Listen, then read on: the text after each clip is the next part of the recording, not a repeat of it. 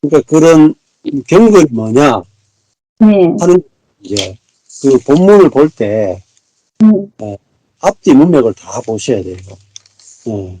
음, 망령되고 허탄한 신화를 버리고 오직 네네. 경건을 이루기를 연습하라 이렇게 돼 있어요. 망령되고 허탄한 신화가요 뭐냐면요 오히려 노력하는 율법이에요. 그게 그런 뜻인가요?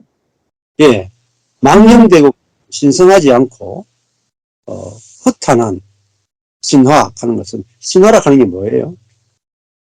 없는 걸 만든 거잖아요. 음, 해도 안 되는 거예요.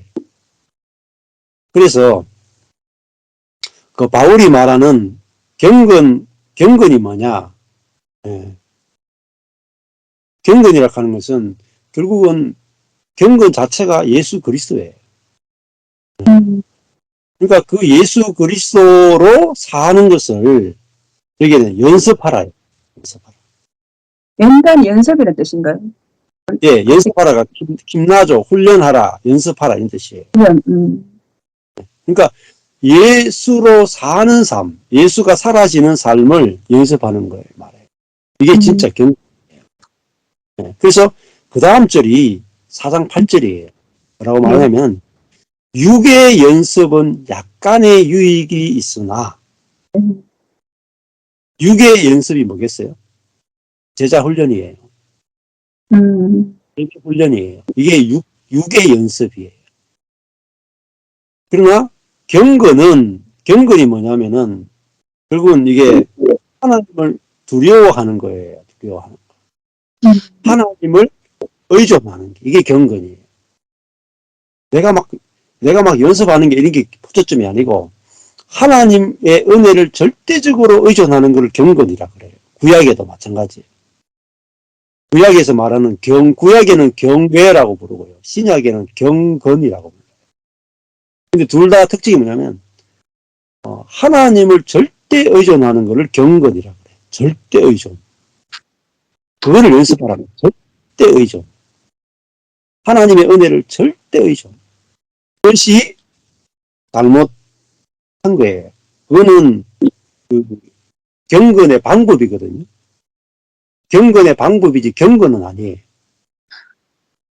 그래서 캐톨릭 중세 때 캐톨릭이 수많은 경건의 방법이 있었어요. 금식, 수도원, 기도, 관상기도, 또 순례, 미사, 막 어마어마한 경건의 방법들을 다 썼어요.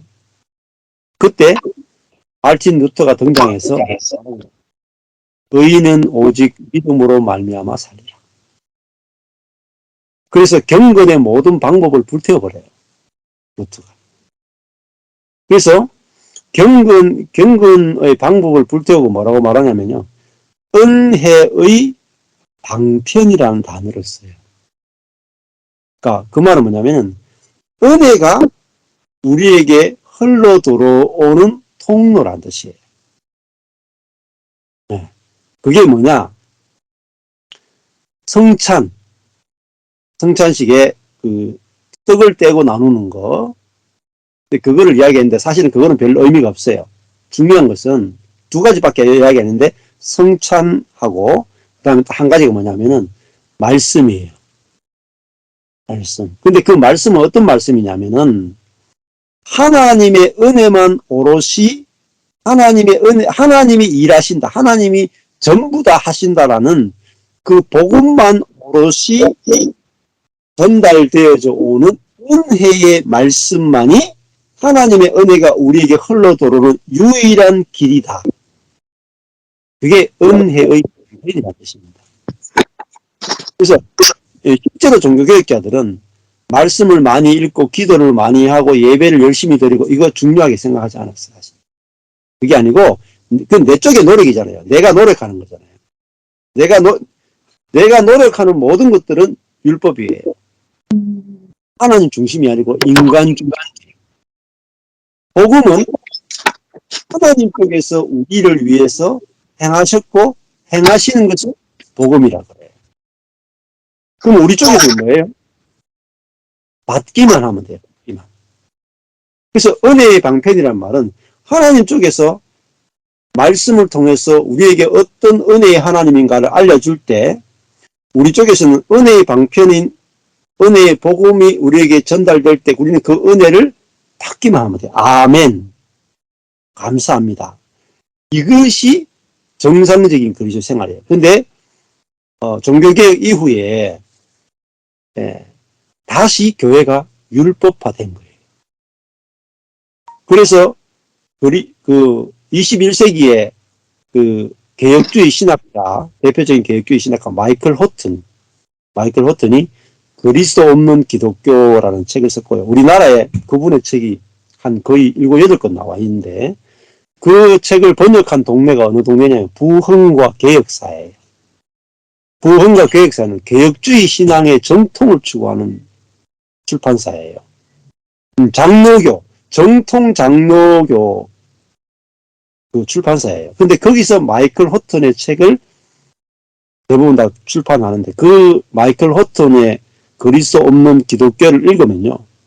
한국의 교회 95% 이상이 그리스도가 없어요. 심각한 거예요. 그 책을 제대로 읽으면 한국 교회 다 뒤집어집니다. 그리스도 없어요. 여기서 말하는 그리스도는 뭐냐면은 복음을 말해요.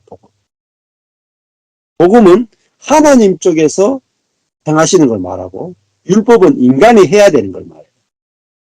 그래서 그 그리스도 없는 기독교라는 마이클 호튼의 정통 21세기의 정통 개혁주의 신학의 신학자, 세계적인 신학자의 책을 읽었을 때 미국의 사람들이 그 책에 서문을 붙은 사람 충격을 받아요. 우리 교회가 그리스도 말은 많이 하지만은 그리스도가 없구나. 이렇게 충격을 받는다고요. 네. 그래서 일단은 말로 설득이 안 돼요, 여러분. 제가 말해도 제 말이 여러분을 설득할 수 없고 여러분도 제 말에 설득이 안 돼요. 중요한 것은 성령께서 여러분을 인도해야 되고 성령께서 여러분을 감동을 주셔야 되고 성령께서 깨닫게 하시는 것밖에 없어요. 내가 깨닫기 위해서 노력하는 것도 불가능해요. 안 돼요. 그리고 오직 은혜예요. 오직 은혜. 정말 종교개혁자가 말했던 것처럼 오직 하나님의 은혜로 우리는 복음에 대해서 눈이 떠지고 귀가 열리고 보여지고 깨달아져요. 복을 받기 위해서는 말씀을 주야로 묵상해야 된다. 이렇게 했어요. 복이 있는 자는 그렇죠. 이미 복 받은 사람부터 출발해요. 완전 다르죠. 성경을 정확하게 못 읽어내는 거예요. 목사님들이 성경을 자기 마음대로 대충 설교하니까 그래요. 쉽게 얘기하면 국어도 잘 몰라요. 우리가 성경 읽을 때. 보세요. 출발이 복이 있는 사람은 오직 여호와 율법을 즐거워하여 주야로 묵상하죠. 저절로 되죠. 복을 받았으니까. 저절로 된다잖아요. 맞죠? 악인은 그렇지 않으며 악인은 어떻게 해요? 저절로 안 돼요. 복 있는 사람은 저절로 여호와 율법을 즐거워하여 주야로 묵상이 저절로 되는 이야기예요. 그러니까 거기는 존재의 이야기예요. 복이 있는 사람과 복 없는 사람을 나누죠. 우리 행위가 존재를 만드는 게 아니고 존재에서 행위가 나오는 이야기를 하고 있다니까요. 그 보세요. 시냇가에 심은 나무 나오죠? 존재 아니에요? 시냇가에 심겨진 나무 존재죠? 어떻게 열매를 맺어요? 시절을 쫓아 저절로 과실을 맺죠. 네. 그 시편 1편도 제대로 우리가 묵상을 못 한다니까요. 시편 1편이 무슨 말 하는지를 못 알아듣는 거예요. 왜냐하면 뭐 해야 되는 율법의 관점에서 시편 1편을 보니까 시편 1편 보니까 복 있는 사람은 말씀을 주야로 묵상한다 그랬다. 그러니까 오늘부터 나는 말씀을 주야로 묵상해야지. 적용이 들어가잖아요. 그 적용하라고 준 책이 아니에요. 너는 시냇가에 심은 나무다 이 말이에요. 출발이 너는 복받은 자다 이 말입니다. 그러니까 시냇가에 심겨졌으니까 열매는 자동으로 맺힌다. 그 이야기 하는 거예요. 그 시편 1편 읽었을 때 내가 복 받은 사람인지 안 받은 사람인지를 알게 되는 거예요. 그 이야기를 하고 있는 거예요. 네. 그래서 성경을 이제 차근차근 이렇게 배우면 좋은데 이것도 뭐 또 배우라 하면 또 우리가 해야 되니까 하여튼 하나님 쪽에서 해주셔야 돼요. 저도 제가 공부해서 알게 된 게 아니에요. 절대로. 하나님의 전적인 은혜가 필요한 거예요. 근데 하나님 쪽에서 하신다는 거예요. 하신다. 이미 또 해놓으셨다는 거예요. 해놓으셨다. 그래서 이 성경을 다른 말 하면 여러분 성경을 여러분이 펼 때 성령께서 알게 해주십니다. 여러분이 연구하는 게 아니고 여러분이 성경 앞에 있을 때 여러분 안에 계시는 성령께서 성경을 열어서 말씀을 깨닫게 해주시는 거예요. 주체가 성령이지 여러분이 아니에요. 성경 연구의 주체. 어쨌든 성령 앞에 있기는 있어야 되잖아요. 그죠? 목사님. 성령 앞에 있긴 있는데 네네. 있는 것도 여러분이 말씀 앞에 있는 것도 주님이 작업을 해놨기 때문에 앉지. 네. 그렇죠. 하나님께서 오늘 작업을 안 해놓으면 제가 앉을 수가 없어요. 말씀을 성령께서 내게 성경을 읽고 싶은 마음을 줬잖아요. 네네. 이게 주시는 마음이구나 하고 따라가는 거지. 내가 성경을 연구해야지 하고 들어가는 사람 성경에서 절대 발견을 못해요. 달라요. 그게. 성경을 내가 읽는 거하고 성령께서 성경을 읽게 하는 건 달라요. 내가 성경을 연구하는 사람 절대 복음을 못 깨달아요. 같이 성경을 읽지요. 네. 내가 읽는 사람 절대 못 깨달아요. 근데 성령께서 읽게 하시는 사람만이 성경이 깨달아져. 그게 내가 성경을 열심히 읽는 건 율법이고 내 안에 계신 성령께서 성경을 읽게 해서 읽는 것은 복음이에요. 구별이 지금은 잘 안 될 겁니다. 네. 근데 지금 그잖아요. 오늘 간증하신 분이 경험됩니까? 그게 굽이 갈라지듯이 갈라져야 돼요. 지금은 아직 내가 육으로 행하는 것과 영으로 행하는 것이 구분이 안 될 수밖에 없어요. 근데 말씀을 듣다 보면 이게 갈라져요. 내가 하는 건지 주님이 하는 건지 아직까지 그게 안 갈라져서 그래요.